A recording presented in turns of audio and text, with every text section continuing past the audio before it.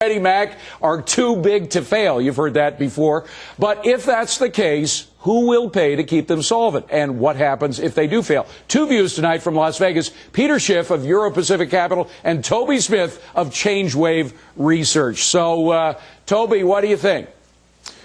Well, you know, what's interesting is when people at home hear this idea, well, there's an implicit or explicit guarantee. I mean, that's confusing to begin with. There is no implicit. It is explicit. The government can't let it fail because of the $5 trillion of mortgages. You can't let the equity go below zero. The other thing is that the bonds are not just owned by American institutions. They're owned by foreign companies. They're owned throughout the world. You can't let this So, Peter, we can't let it fail. Literally. We've heard that expression too much, but you can't do it. You can't. Well, you know, letting them fail is not as bad as trying to bail them out. I mean, the losses are going to be in the hundreds of billions of dollars. We're already there, Peter. And hold on, let him have his piece. Go ahead, Peter. We have to let the people who bought these bonds lose money. We have to let the people who own shares in these companies lose money. Part of the reason, one of the main reasons that we had a housing bubble was because of Fannie and Freddie. It was Fannie and Freddie and the Federal Reserve. We've got to let the people lose money who invested in these products. The alternative is to destroy the value of the dollar, and we socialize these losses among every American who had nothing to do with it. Are you for the socialization of these entities? No, we're not. But again, Peter, I love you, but you always take these things to an extreme. We don't have to socialize Fannie Mae, Freddie Mac. What we do have to do is inject some capital, number one. Number two, we have to get some breathing room. But where does the capital come from? Well, the capital is going to come from... That's the socialization. But the capital can also come back. Look, if you're making the bet that the American homeowners going south, that's a bet I'm not going to take because they're not going to do that. We're in a recession. We're in a normal economic, maelstrom. And if we give this is not normal at all, Toby. Hold on. Let him finish. Go ahead. If we give not only the capital, but we also, there's a whole accounting issue I won't get into. If we give a little breathing room on these accounting issues that have nothing to do in the short term with the viability of these mortgages, we are going to get through this. But because it's a hybrid, the government created this monster. It's a Frankenstein. They got to, they can't cut its head off. Time out to both of you guys. I want to go to the referee for a second. Congressman, thank you. What do you think about that? Is this one of those institutions that you simply cannot allow to fail? Well, I like your guest, Peter, actually, in position on this. Nothing against Toby. No, that's fine. I like it. But I do believe, going back, I was one of the few that said that the Fed should stay away from involving itself with Bear Stearns to the extent that they did as well, that once you do that, you create a future moral hazard. We had both Bernanke and the Treasury Secretary at our hearing just yesterday, I guess it was. And when someone was asked the Treasury Secretary, what should we be doing about this, he said, I'm only looking at the here and now. Well, that's good because of the crisis that we're in right now, but some of us, Congress, has to look not only at the here and now, but the future and the long term as well. And as long as we do that, you see the problem. And Toby, when you think about Bear Stearns, and then coming on the heels of Bear Stearns, you have some kind of bailout of Fannie and Freddie, doesn't that increase the moral hazard risk? There's no question it does. It's just sort of the same thing like, immigration. We let people in for 20 years, and all of a sudden, now we're going to ship them all back. The cow has left the barn, David. We created this, and look at the alternative.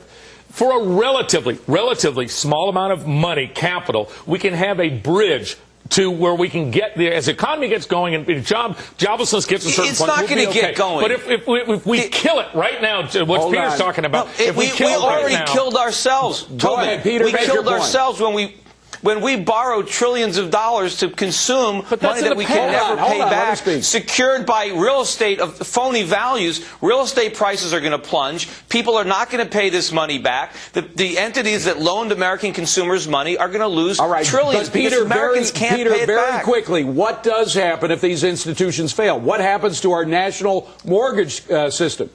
Look, the whole economy, this phony economy, is going to implode. We're going to have to go back to a real estate market where people go to individual lenders who hold these loans to maturity, which means we're going to have to develop internal savings because we're not going to get the Chinese and the Saudis to finance our mortgages. All right, well, Peter, you've given us a nice segue into the next segment. For an international perspective, let's bring in our Fox Business colleague, Ashley Webster. Now, usually you see him from his home base in London, and we're happy to see him here in New York. Good to be here.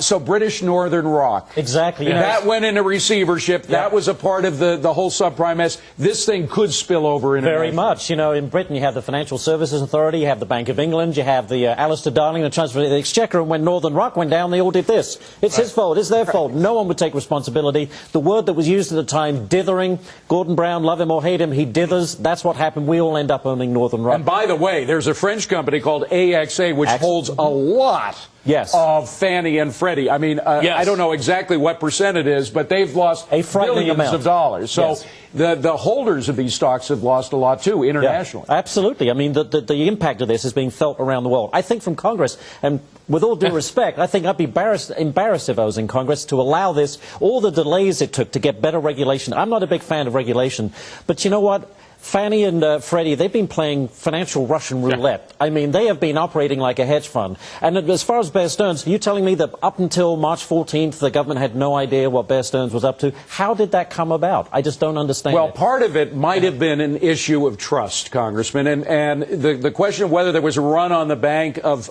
Bear Stearns or whatever, frankly, any bank, any commercial bank, any financial institution, Freddie or Fannie, if they lose the trust of the people, their credit is ruined. In fact, the word credit actually is derived from the word trust. So the fact is, without trust, any credit institution could fail. Yeah. Well, I won't say that I'm embarrassed by what Congress does. But I will they haven't done, is what I was saying. Haven't done. But I will say this: you're right on the definition of credit, and as far as trust goes, and the people in this country has lost trust in Congress. So how do you rebuild trust in our financial institutions? Well, I think from the bottom up, we can do it through some form of a regulator here. But you know, if we ever get to the point, as some are suggesting, as far as injecting funds in here, I would like to say that there's a string attached to it.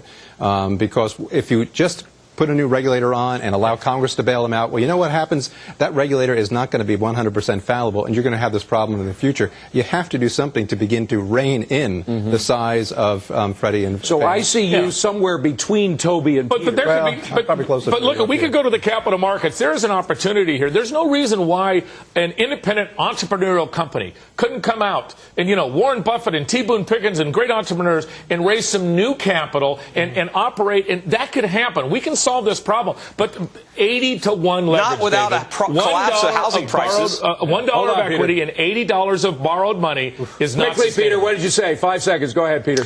Well, I said nobody's going to want to lend Americans money to buy houses until the prices collapse to the level where we can actually afford them. And that's Congressman, the problem. final word. Thank you for that, Peter. I agree with the private sector. One of the areas they talked about covered bonds, allow that field to grow as well, and that's something else to provide the private sector to grow in this area. Guys, I know a lot more about this crisis than I did before, but I still don't know how to solve it. Coming full circle.